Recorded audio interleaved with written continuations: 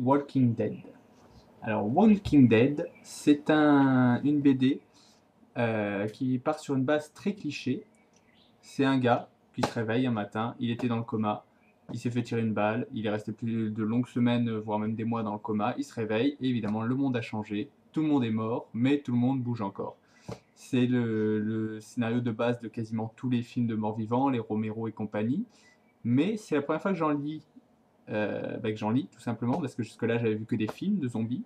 Là c'est une BD, donc forcément c'est plus travaillé, les personnages sont plus développés, les situations sont sympas. C'est intéressant. C'est intéressant, c'est une histoire humaine avant les zombies. Les zombies c'est un contexte. Après comme dans toutes les histoires de zombies d'ailleurs, la majorité c'est avant tout les personnages et leurs interactions qui sont les plus intéressantes. Et ça fonctionne très bien. Ça fonctionne très bien, c'est agréable à suivre, il se passe plein de choses. Les personnages sont attachants, c'est pas mal du tout. Il y a juste donc un petit débat que j'ai vu sur internet en faisant quelques recherches, c'est que donc le premier Walking Dead, le premier tome, est dessiné par une association, une collab entre Tony Moore et Charlie Adler, et ça déchire. C'est très très beau. Il n'y a qu'à voir, je vais garder une page. Ça fonctionne très bien. Les personnages, les zombies ont une gueule folle. Les scènes sont très détaillées, ça fourmille de détails, quoi. C'est super joli. Et le deuxième, du moins à partir du deuxième, et apparemment pour tous les tomes à suivre, on en est au tome 8. Donc il n'y a plus que Charlie Adler. Tony Moore a disparu. Et c'est très beau aussi, mais très différent. Enfin très différent. C'est sombre, il y a beaucoup d'aplats, il y a plus de noir, il y a moins de précision. Ça n'en reste un très beau travail, c'est juste un travail différent. Et ça choque un peu, entre guillemets, dans les premières pages, quand on passe du tome 1 au tome 2, ça fait un peu bizarre.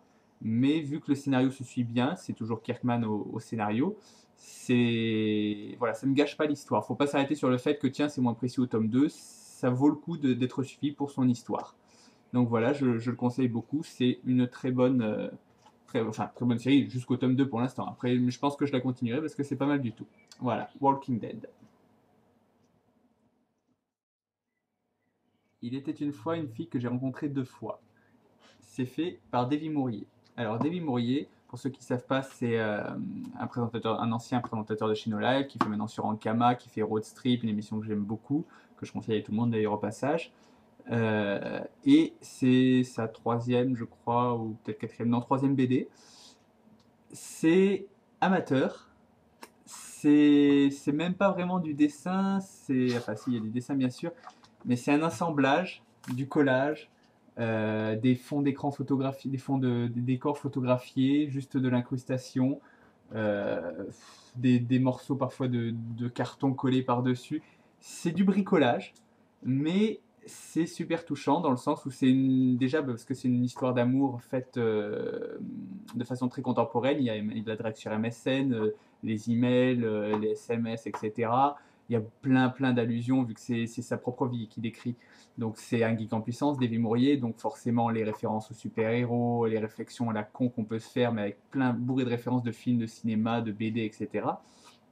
Donc tout dessineux ou geek s'y retrouve forcément et se retrouve un peu dans ce personnage.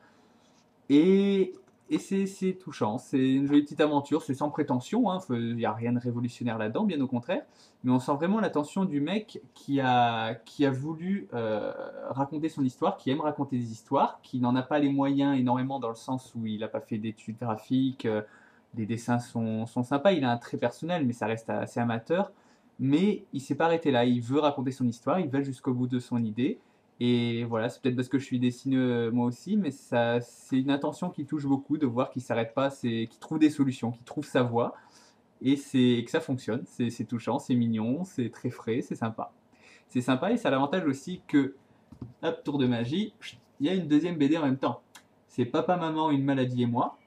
C'est une BD très courte, c'est une espèce de petit bonus à la fin, elle doit faire 12 ou 13 pages, quelque chose comme ça. Alors là, c'est encore un autre style, mais pareil, c'est de la bidouille, c'est de la grosse bidouille, c'est du collage, c'est des morceaux de carton posés l'un sur l'autre, enfin le tout sous Photoshop bien sûr, mais collés l'un sur l'autre, des incrustations d'écran, voilà, de la bidouille, même principe. Et là, ça raconte donc la maladie de son père. On ne sait pas s'il est décédé à la fin ou pas, je pense que oui, vu que je suis un peu sa vie, je ne l'ai jamais vu avec après. Je pense qu'il est mort, même s'il ne le dit pas, il laisse la conclusion au lecteur. Et c'est juste l'appréhension de son père, de voir son père malade, de voir son père fuir un examen qui peut lui annoncer peut-être un cancer, on ne sait pas, etc. La façon dont il appréhende la chose avec sa mère, dont il flippe là-dessus, une petite déclaration d'amour envers ses parents aussi. Et c'est le même principe, ça fonctionne. C'est frais, c'est agréable, on sent une intention vraiment palpable. Alors, même si c'est amateur, que ce soit l'un ou l'autre, bah, ça marche et ça vaut le coup d'être lu pour tous ceux qui sont un peu dessineux et qui aiment bien voir des aventures humaines. Voilà, donc je le conseille aussi.